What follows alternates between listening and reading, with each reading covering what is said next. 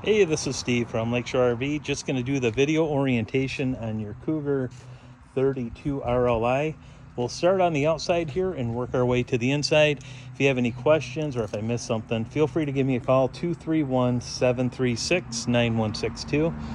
And starting on the outside, off the entrance door, first thing, we do have steps here that these fold up inside the camper. You want to make sure that when you're folding these up or bringing them down that the door is all the way open. Otherwise it'll catch. These are just about as wide as that opening, so when you're bringing them up and down, just make sure that door is all the way open. On the outside here, we do have two external speakers. Those are controlled from the stereo system inside on their own separate zone. Below that, we do have if you're going to hook up a TV, you have a 110 outlet and then cable and satellite hookup, coaxial hookup on the outside. You have the power awning. You have two of them on this, one off the slide, and then your main one here. And they do have the LED light strip underneath to provide light. As we go through the camper, your pass-through storage here. This right here is your in-command, kind of the brain, if you will. If you were to have an issue with the in-command system on the inside, the display won't work, and let's say you had to get the slide outs in or the awnings in, you can manually do that right here with this switch, and then to execute the in and out right there above it. So the different motors are labeled M1 through M5, so that would be for the 3 slide outs and then the 2 awnings. And then if you ever wanted to see as far as what all these wires are for, there's kind of a schematic right here that shows you that. Moving around to the front of the camper, you'll have a deep cycle battery on it. There's two 30-pound propane tanks right here. Power tongue jack. The off-on button right here is for the light underneath. That doesn't have to be on to use the jack itself. So basically, retract, extend. We'll bring it up and retract to bring it down. You do have LED lights on this. Those are actually controlled. The pass-through right here, you do have switches. This little switch right here, turn that on, that light switch, and then that will turn on the amber LEDs on the cap. You do have the extend, retract. That's going to be for the front and also the rear jacks. That's inside here. You do have the heat pads for the tanks. Those do run off 12 volt, as do the jacks, so you can run that right off battery. And then you do have the battery disconnect. You would want to turn, you'd want to use that just so you don't run your battery down. Even if you have everything shut off, there's still a few things like the propane detector, the stereo, that'll just kind of run a little bit of circuitry in the background that'll end up killing the battery. You do have, this is going to be for your outside shower. I'll show you where that's at, and then manual crank for the jacks there as well. Just under bed storage right here, that is carpeted. And then as we move over to the side here, you do have your gas and electric hot water tank. That is going to be operated through the in-command system on the inside. So really not a whole lot that you need to do if you're going to winterize it. There is a anoid rod that you need to pull out. That's this rod right here. So when they go ahead and prep it, it'll go right in down here. And then next to that, you do have the Furrion solar charge. If you wanted to buy a Furrion solar panel, external solar panel, that would just plug in right there and help maintain the battery. You do have black tank and then 2 gray tanks. You do have a separate gray over on the right there, and then a black and a gray. That's going to be for the bathroom on the left, and then the galley is going to be on the right side there. Furnace exhaust is over here as well, so it's nice you don't have these too hot exhausts, and they do get very hot. So if the furnace is running, don't lean anything up against it. Stay away from that. That will get hot, as with the hot water tank too.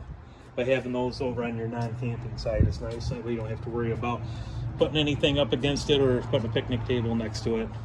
This is an access panel for your fridge. This is a condensation tube. It's supposed to be there. Just leave that alone. Really nothing you would need to do with that. That would be more if you had to have service done to your fridge. and needed to bring it in, that's just how they can access like the control boards on it.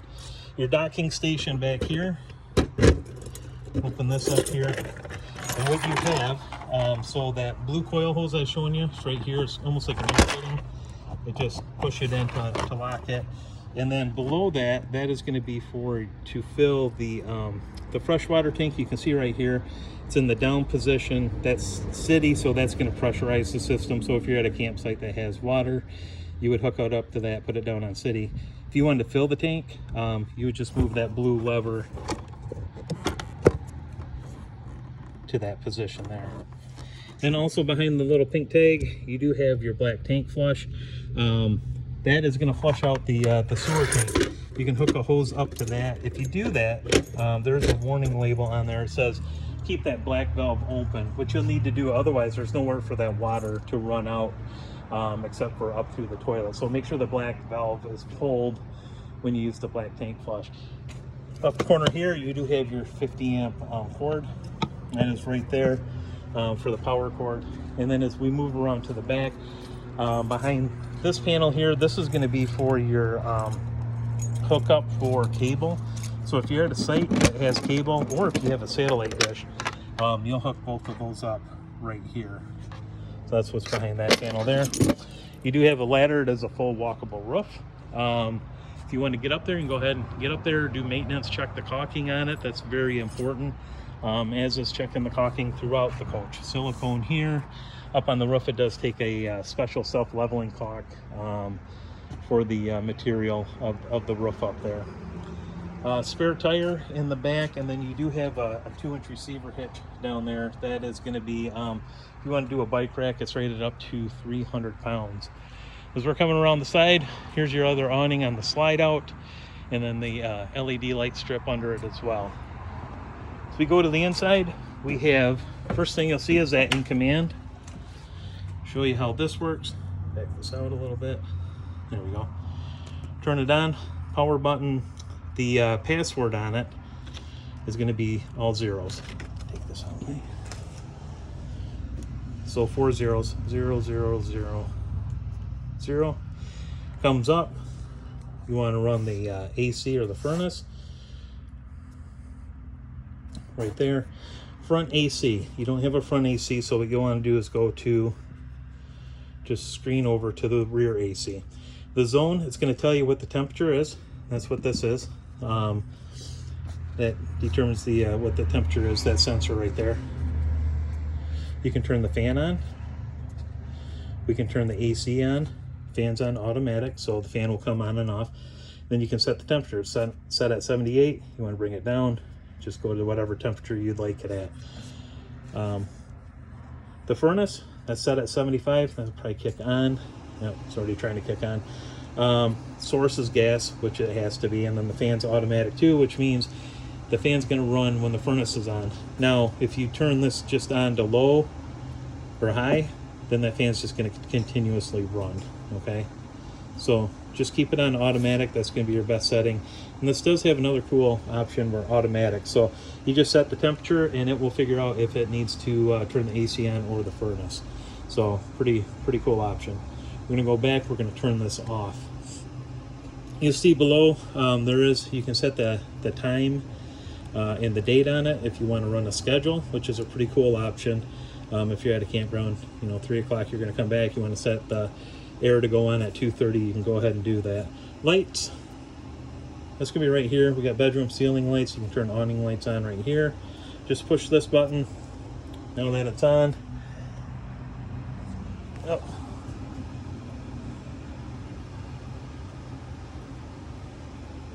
So all the individual lights are going to work right there. It also, at the main screen, if you want to turn all the interior lights on, just go ahead, hit the button, and it'll turn all the ceiling lights on. Also up in the bedroom as well. Also off this main, it'll show you the battery, where that's at, the water pump. If you want to turn that on, that's on. Hot water heater, if you want to do that. It's on off. You can do gas or gas and electric. Just choose what you want to do over here. And then for the slide outs, this is pretty self-explanatory. For the bed slide and then the awnings, in, out, however you want to operate that.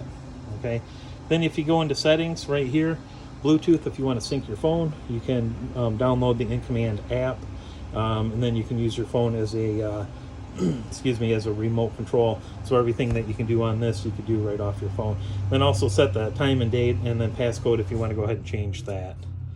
So that is the overall function. And then on the top here, it'll show you the level content. You can see they're all empty of the tanks at the top there. We'll turn that off, and then walk through the camper here. You do have the freestanding dinette. You do have a little bit of storage under the seats here to lift that up. The theater seating right here, there is the pull cord right there to recline it on both sides, so it's just on the inside. Shades are pretty much self-explanatory. Push them up, bring them down, and then the hide-a-bed sofa just pulls out, and it uses the foam base, 6 inches of foam base as the bed. You do have the Furrion stereo, like I was telling you before. Let me turn this off, get a little bit better look. The different zones. So I don't know exactly which one's inside and outside, but you do have inside speakers as well. So you just turn the zone on. You can have them both going at the same time, or you can just run them independently of each other. You do have the TV here, and then the electric fireplace as well. The fridge right here, you'll turn this on, and then you can just leave it on automatic. Okay, that's the easiest way to do it. When you're plugged in, it will run off of the electric. When you unplug it, it'll go back to gas. Make sure you have the gas on. There's no gas in this, so this is probably gonna blink check here in just a minute, but turn it on, leave it on auto, and it's really as easy as that. Nothing really else to do with the fridge. Going over to the stovetop, this is a glass cover, just folds back and then folds back like so. 3-burner stovetop, your controls are right here on the end. This is just an igniter. I don't know if it picks it up on this, but it's kind of like what you do for a grill. And then on the end here, this is for the oven to go ahead